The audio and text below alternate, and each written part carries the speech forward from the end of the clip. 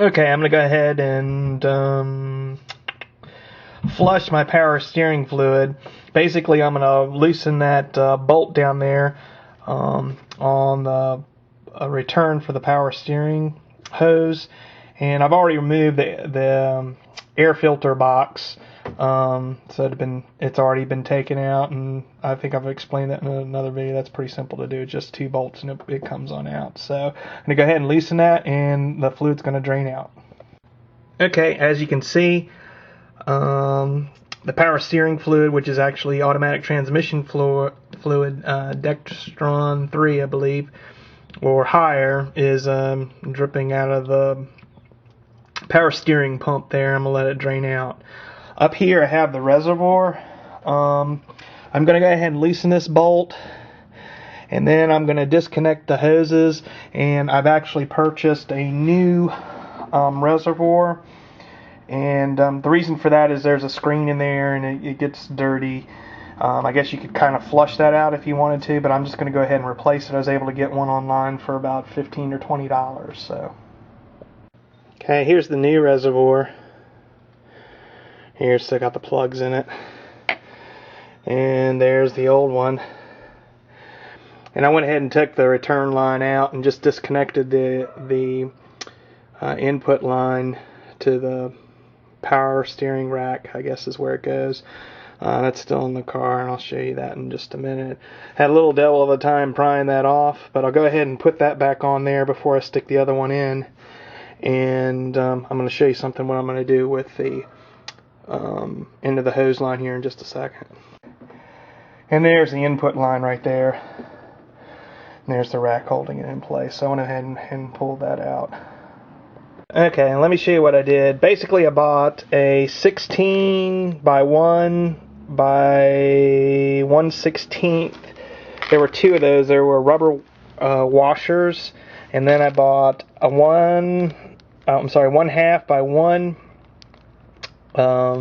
bolt, or lag bolt, I guess. And then the nut that goes on it, a 1/2 by 13. I bought those at Lowe's. And basically, here's what I've done. I'm going to put that on the end of the return where the banjo bolt goes into the power steering pump. This is, again, the return hose. And this way, I'm going to hook it up to the new the new reservoir. And I'm going to put a hose in and let it drain out. And I'm going to turn the wheels back and forth to get all the old power steering fluid or automatic transmission fluid out of the rack. So all I need to do is run the hose in there, and I'll show you that in a second. Okay, you can see I have hooked up the return line to the new reservoir. You can see down there that I have hooked up, I believe it was 3/8 inch hose. The outer diameter made it close to 1/2 inch, and it basically fits right in that hole for the banjo bolt going into the power steering pump. Okay, I've gone ahead and put some Dex 3 transmission fluid in, which is recommended for the power steering, and put it in here. And supposedly you're supposed to move the rack back and forth, and as you can see, some of it's already draining out from the power steering pump. But the idea is to get all the bad or all the old transmission fluid out of the power steering and out of the rack. So what I'll do is I'll turn the wheel back and forth, and what I've actually done is I've got it on jack stands. Let me see if I can actually turn it.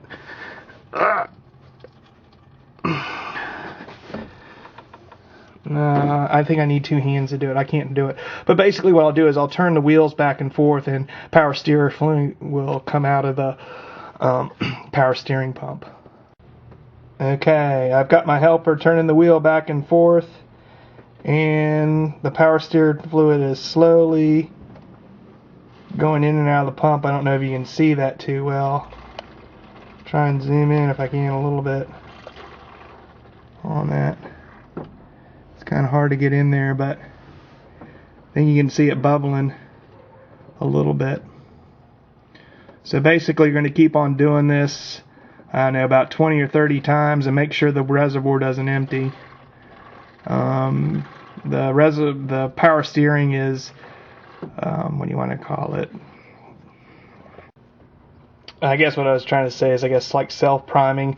It'll work its bubbles out, but the idea is to make sure that there's power steering fluid in the system so that the power steering pump doesn't tear itself up or doesn't lubricate itself. So you want to try and minimize that. So I'm trying to keep new fluid coming in there as it drains itself out, but it's coming very slowly, and you want to do that several times. And then basically what we'll do is we'll loosen that bolt, pull off those rubber washers, and then put 2 brand new crunch washers, the aluminum crunch washers, back on with the banjo bolt and screw it back into the power steering pump, and then we should be ready to go from there, and then level off the power steering fluid reservoir and drive a little bit, and then make sure that it's at the proper level, and we should be good to go.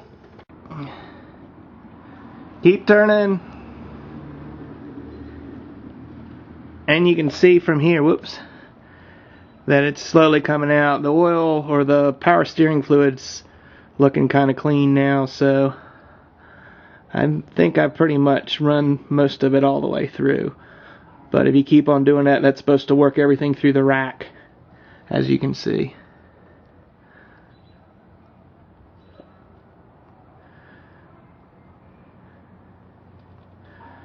And it seems to come out at more at one end than the other, so. See, there we go at the end, and it's coming out more. Okay. Okay, I've pretty much got the reservoir empty. That's a good point to put it at. So pretty much bleeding, that was the word I was trying to think of, the power steering. So at this point, I'm going to go ahead and remove that bolt and that nut, and then go ahead and hook it back up with the banjo bolt with 2 brand new aluminum crush washers.